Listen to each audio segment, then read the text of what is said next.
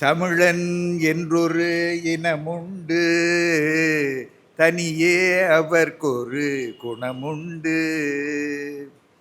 அவிழ்தம் அவனது மொழியாகும், அன்பே அவனது வழியாகும். யார் பாடினது? நாமக்கல் ராமலிங்கனார். இந்த ராமலிங்கனாரை நான் நினைக்கும் போதெல்லாம் அந்த ராமலிங்கனார் எனக்கு நினைவுக்கு வந்துள்ளார். நம்முடைய பேராசிரியர் ராமலிங்கனாரை நினைக்கும் போதெல்லாம் நாமக்கல் ராமலிங்கனார் எனக்கு நினைவுக்கு வந்துள்ளார். இன்றைக்கு இன்னொரு மகிழ்ச்சி என்னன்னா, நம்முடைய பேராசிரியர் மாணிக்கவாசகம் அவர்களை நான் இங்கு சந்தித்தது 2003 நான் விருப்ப ஓய்வு பெற்று சென்று விட்டேன் கல்லூரியிலிருந்து. அதற்கு பிறகு முழுமையாக என்னுடைய மருத்துவத்தில் தான் நான் ஆர்வம் காட்டினேன், தவிர கல்வித்துறையில் அவ்வளவு ஆர்வம் காட்டவில்லை. அதனால் அவர்களுடைய தொடர்பு இல்லாமல் இருந்தது. நேற்று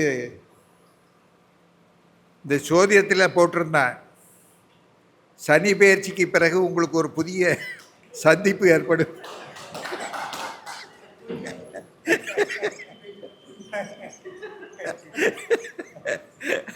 அதனால இன்றைக்கு பேராசிரியர் அவர்களை நான் சந்திக்கக்கூடிய பெரிய வாய்ப்பு இங்கே ஏற்பட்டிருக்கின்றது. இன்றைக்கு இந்த நூல் ஆசிரியர் நம்முடைய பேராசிரியர் ராமலிங்கனார் அவர்கள் 55 நூல்கள் எழுதிவிட்டார்கள். அதற்கு பிறகு இனி என்ன செய்ய என்று யோசித்து இந்த நூலை எழுதியிருக்கிறார்.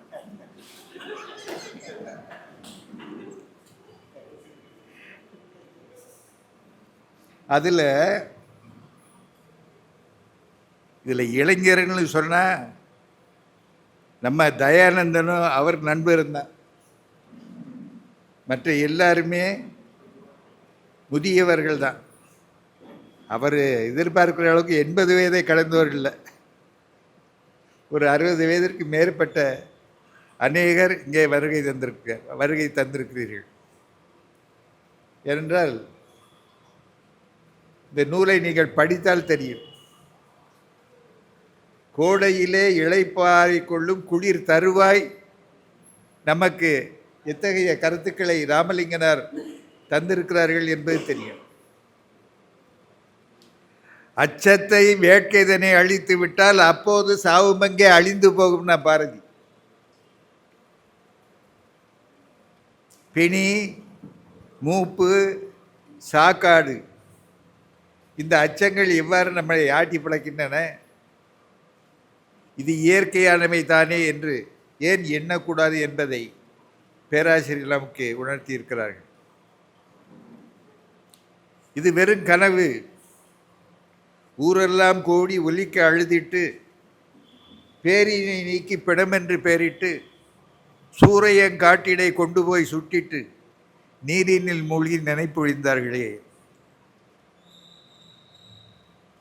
ஏன் போட்டுக்கிட்டு இந்த உலக வாழ்க்கையில் நம்மை அவர் நினைப்பானா, இவன் நினைப்பானா, நினைவு அஞ்சலி போடுவானா என்றெல்லாம் வருத்தப்பட்டு கொண்டிருக்கிறீர்கள். இதுதான் உலகம், இவ்வளவுதான். எந்த நேரத்தில் எதுவும் நடக்கலாம். நான் உங்களுக்கு தெரிந்த ஒரு உதாரணத்தை எடுத்துக்காட்டோம்னே சொல்கிறேன். நம்முடைய முன்னாள் ஜனாதிபதி அவர்கள் ஒரு மேடையிலே பேசிக்கொண்டிருக்கும் போதே கீழே விழுந்து இறந்து போய்விட்டார்.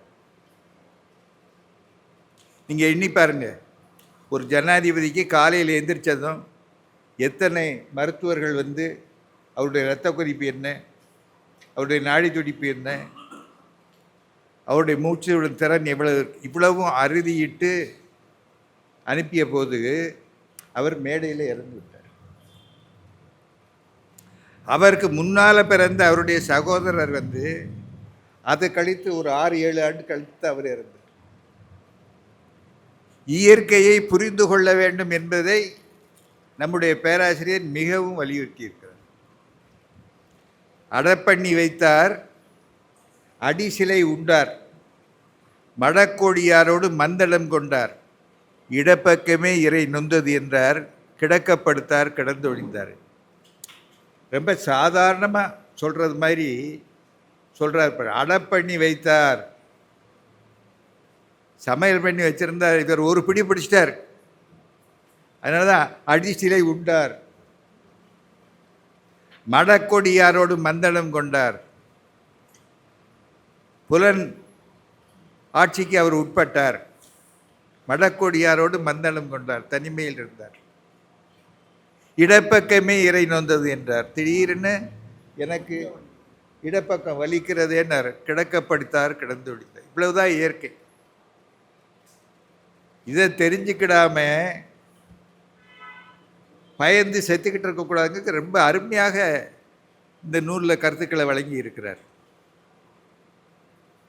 இப்போது 18 லட்சம் 20 லட்சம்னு கேன்சருக்கு செலவழித்தாலும் செத்து போகும்னு அந்த நோயாளிக்கு தெரியும். அப்படி இருந்தாலும் எனக்கு மருத்துவம் வேண்டாம்னு சொல்கிறது. ஏன்னா உயிரின் மேல் உண்டான ஆசை. எவ்வளவு துன்பப்பட்டாலும் சேர்த்து உயிரை விடுவதற்கு தேவை. அப்படி உயிரை விட்டவள் 2 பேர் தான். ஒன்று வினோபா பாவே,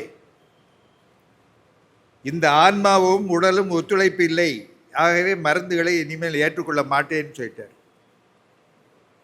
அம்மா இந்திரா காந்தியே டெல்லியிலேருந்து வந்தாங்க, இல்லை பாபா நீங்கள் எப்படியாவது சாப்பிடத்தான் மருந்து செய்யணும், மாட்டவே மாட்டேன்ட்டு. இன்னொருவர் யாருன்னா ஈரான் மன்னர் ஷா. இப்போ நம்ம வருத்தப்பட்டுக்கிட்டு இருக்கோம்ல, இவ்வளோ கொடூரம் நடந்துருச்சேன்னு சொல்லி. அப்போ ஷாவை கொல்ல பார்த்தாங்க. அங்கே பழமைவாதிகளுக்கும் அதை என்ன சொல்கிறது, பகுத்தறிவாளர்களுக்கும் மோதல் ஏற்பட்டது. அவர் வேற ஒன்றும் சொல்லலை, அல்லாவுக்கு எதிராக ஒன்றும் சொல்லலை ஷா. நம்ம நாட்டு பெண்களும் கல்வி கற்கட்டும், நம்ம நாட்டு பெண்களும் விஞ்ஞானிகளாகட்டும், இவ்வளவுதான் சொன்னார். ஷாவுடைய உயிர்க்கே ஆபத்தை ஏற்படுத்த துணிந்து விட்டார்கள். அந்த நேரத்தில் அவருடைய பாதுகாவலர்கள் அவர்களை தப்பித்து வெளிநாட்டுக்கு அனுப்பிச்சிட்டாங்க. ஷா வெளிநாட்டில் இருக்கும்போது அவருக்கு இரத்த புற்றுநோய் வந்து விட்டது. அப்போ மருத்துவர்கள்லாம் நமக்கே என்ன குத்துறாங்க. அப்போ அவர் ஷாவை உடம்பு முழுவதும் சரலையாக துடைக்கிறாங்க, பல்வேறு மருந்துகளை அனுப்புகிறாங்க. ஷா கூப்பிடுறாரு மருத்துவர்களை, இவ்வளவு பண்ணுறீங்களே, என்னையை காப்பாற்றிடுவீங்களான்னு கேட்டு. ஒருத்தர் ஒன்றுமே பேசவே இல்லை. அது உங்களால் முடியாதுன்னு எனக்கு தெரியும், அதனால தான் பேச மாட்டேங்க. முடியாதுன்னு தெரியல, என்னை வழி அனுப்பி வச்சிட வேண்டிய எல்லா மருந்துகளை எடுங்க, வித்ரா பண்ண. ஷா சொன்னது. அதே மாதிரி நம்ம ஆப்பிள் ஃபோன் வச்சிருக்கிற ஆப்பிள் ஜூன்னு சொன்னார். நான் உலகத்திலேயே பெரிய பணக்காரன்னு எனக்கு ஒரு கருவித்திறன் இருந்தது, ஆனால் இப்போ நினச்சி பார்க்கிறேன், அதையெல்லாம் விட சிறந்தது என்னுடைய ஆரோக்கியம்தான் என்று ஆப்பிள் ஜூ அவர்கள் வருத்தப்பட்டார். அதனால் அருமையாக எழுதியிருக்கிறார். சாவை கண்டு அஞ்சக்கூடாது, நோயை கண்டு அஞ்சக்கூடாது. இதில் என்னென்னா சித்தர்களுடைய தனிப்பாடல் ஒன்று உண்டு, ஆனால் அது யார் எழுதினதுன்னே தெரியல. பேர் அழகு இன்பம் பிணி மூப்பு சாக்காடு ஆறும் கருவியில் அமைத்தவர். அவங்க அப்பா அம்மா சேரும்போதே தீர்மானம் ஆயிடுச்சு, இவருக்கு இன்ன பேர் தான், இவர் இன்ன அழகோடு தான் இருப்பார், இவருக்கு இன்ன பிணி தான் வரும் என்பது.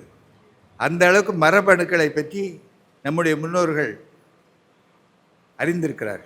இப்போ அண்மையில் ஒரு 15 நாட்களுக்கு முன்னால் ஐஐடியிலேருந்து ஒரு அறிக்கை வந்தது, எல்லாம் படிச்சிருப்பீங்கன்னு நினைக்கிறேன். அதாவது மேலை நாட்டில்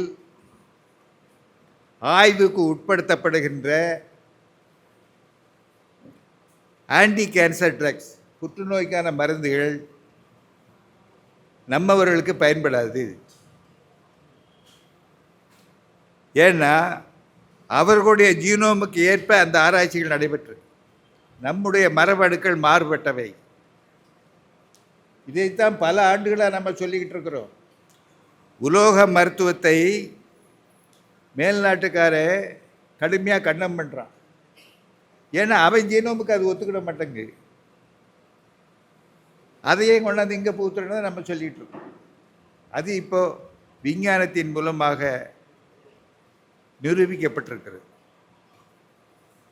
இளைஞர்களை பற்றி நம்ம பேராசிரியர் ரொம்ப வருத்தப்படுறார். விரும்பியபடி உடை அணிவது, விரும்பியபடி உணவு விடுதிகளுக்கு செல்லுவது, பெரியோர் சொல்வதை கேட்பதே கிடையாது. இவ்வளவு ஒரே வார்த்தையில் சொல்லப்போனால் இவ்வளவு அராஜகமும் நடந்து கொண்டிருக்கிறது. பாருங்க, 8 ஆண்டுகளாக சேனலில் சொல்லிக்கிட்டே இருக்கு, பிள்ளைகளுக்கு ஸ்மார்ட் ஃபோன் வாங்கி கொடுக்காதீங்க, அவங்க நல்லா இருக்கணும்னா ஸ்மார்ட் ஃபோனை பிடிங்கி உடங்க அப்படின்னு நான் 8 ஆண்டுகளாக சொல்லிக்கிட்டு இருக்கேன். யாருமே அது எதிர்ப்பும் சொல்ல, ஆதரவும் சொல்லலை. இப்போ ஆஸ்திரேலிய அரசு சமூக ஊடகங்களுக்கு 18 வயதுக்கு குறைந்தவர்களை ஈடுபடுத்தக்கூடாதுன்னு போட்டிருக்கு. இனி என்ன செய்யன்னு ஐயா எதுனால சொல்லியிருக்காரு தெரியுமா? தலைக்கு மேலே வெள்ளம் போய்கிட்டு இருக்கு, எப்படியாவது காப்பாற்றிடுவோன்னு பார்த்து எழுதியிருக்காரு. தலைக்கு மேலே வெள்ளம் போய் இப்போ ஹைதராபாத்தில் இன்றைக்கி பாஸ் பண்ணியிருக்காங்க 13 வயதுக்கு குறைந்தவர்களுக்கு சமூக ஊடகம். அதே மாதிரி கர்நாடகா. என்ன பயன்? தாயும் தந்தையும் பார்க்காம இருந்தால் பிள்ளைகள் பார்க்காம இருப்பாங்க. என்ன கொடுமை! 7 வயசுலேயே எல்லா விதமான ஆபாச காட்சிகளும் அதில் வருது.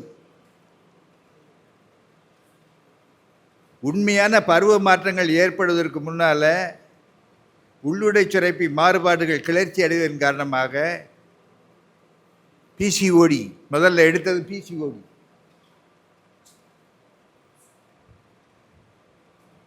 இருபது வயது பெண்களுக்கு 25 வயது பெண்களுக்கு adenoma, fibrosis of the breast, இதெல்லாம் நீங்கள் கேட்டுக்கிட்டு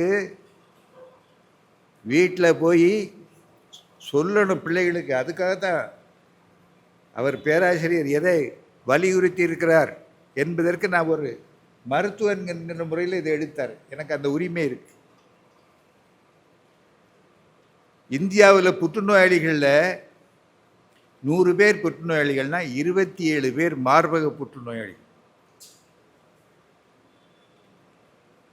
நம்ம பெரியம்மாவுக்கு வரல, நம்ம பாட்டிக்கு வரல, அம்மாவுக்கு வரல, இப்போ வந்துக்கிட்டு இருக்கு. 100 புற்றுநோயாளிகளில் 27 பேர் மார்பக புற்றுநோயாளிகள். என்ன பெண் அந்த நாட்களில் 3 நாட்கள் ஓய்வு எடுக்கணும்னு வச்சுருந்தாங்க. மன ரீதியாகவும் உடல் ரீதியாகவும் ஓய்வெடுத்தால் பெண்ணுக்கு நல்லதுன்னு வச்சுருந்தாங்க. இப்போ டயஃபரை போட்டுக்கிட்டு குதிரையில் குதிக்கிறது மாதிரி காட்டினா அப்போ என்ன ஆகும் நினச்சி பாருங்க. மருத்துவர்கள் சலிச்சு போயிட்டாங்க. உணவு ரீதியாகவும் இந்த மாதிரி வாழ்வியல் ரீதியாகவும் அறிவுரை கொடுத்து சலிச்சு போயிட்டாங்க. கல்லாப்பட்டியை நிரப்பினா போதும்னு நினைக்க ஆரம்பிச்சிட்டாங்க. காரணம் அதுக்கு ஜங்க் ஃபுட். இப்போ பாருங்கள், கொஞ்சம் இப்போ மவுண்ட் ரோட்டில் வந்தோம்னா இளைஞர்கள்லேருந்து கையில் தட்டை வச்சுக்கிட்டு பச்சி போண்டா வடை, என்ன இப்போ என் வயசுக்கு நான் வெயிட்டாக இருக்கலாம், 25 வயசுலேயே தொந்தியும் தொப்பையுமா இருந்தால் என்ன செய்யுது? அடுத்தது ஃபேட்டி லிவர், அடுத்தது கொலஸ்ட்ரால் அதிகமாக, அடுத்தது ஸ்டண்ட் வைக்கிறோம். அதுதான் நடந்துக்கிட்டு இருக்கு. ஆனால் எந்த இளைஞராவது வந்திருக்காங்கன்னு பாருங்க, ஆர்வம் இல்லை. நல்லதை கேட்கின்ற ஆர்வம் அவர்களுக்கு இல்லை. நல்லதை கேட்கறதுக்கு இவ்வளோ பேர் தான் வருவாங்கன்னு பேராசிரியருக்கும் தெரியும். இருந்தாலும் விதைப்பதை விதைத்து வைப்போம். வளரும்போது வளரும். அந்த நாட்களில் நாங்கள் பள்ளிக்கூடம் 9 மணிக்குன்னா 8 மணிக்கே போயிடணும். ஒன்று எல்லாரையும் ஒரு ஹாலில் உட்கார வச்சு சட்டாம்பிள்ளை வந்து பாடுவார். ஓதாமல் ஒரு நாளும் இருக்க வேண்டாம், ஒருவரையும் பொல்லாங்கு சொல்ல வேண்டாம், மாதாவை ஒரு நாளும் மறக்க வேண்டாம், வஞ்சனைகள் செய்வாரோடு இணங்க வேண்டாம் அப்படின்னு சொல்லுவார். பின்னால் நாங்களும் இதே மாதிரி சொல்ல வேண்டிய இன்றைக்கு அதைத்தான் பேராசிரியர் செய்கிறார். நாம் சொல்லிடுவோம், கேட்குறவன் கேட்குறான், கேட்காம போகிறேன். தெரியுதா? அதனால் சான்றோர்களுடைய கடமை அது. சான்றோர்கள் நாம் இப்போ எல்லாரும் ஓரளவுக்கு முதிர்ச்சியானவங்களான்னு சொல்கிறேன், நான் அரசியல் பேசுகிறேன். சான்றோர்கள் அந்த நிலையில் நிற்க மாட்டேங்கிறாங்க. நமக்கு பட்டம் இல்லையே, நமக்கு பதவி இல்லையேன்னு சாஞ்சிடுறாங்க. அந்த நாட்களில் நாமெல்லாம் பள்ளிக்கூடத்துக்கு போயிட்டு இருக்கும்போது நமக்கு நல்ல வழிகாட்டிகள் இருந்தாங்க. குன்றக்குடி அடிகளார் இருந்தார், திருக்குறளார் முனுசாமி இருந்தார், கிருபானந்த வாரியார் இருந்தார், புலவர் கீரன் இருந்தார். இவங்களெல்லாம் அந்த உரை ஆற்றும் போதே சமுதாய திருத்த வேண்டிய கருத்துக்களையும் சொல்லிக்கிட்டு இருப்பாங்க. இப்போ சொன்னாலும் தப்புன்னு தெரியுது. ஆசிரியர்கிட்ட இருந்து என்னைக்கு பெரம்பை பிடுங்கினாங்களோ அன்னைக்கு போலீஸ் பெரம்பை எடுக்க வேண்டிய வந்துருச்சு. அது மட்டும் இல்லையே,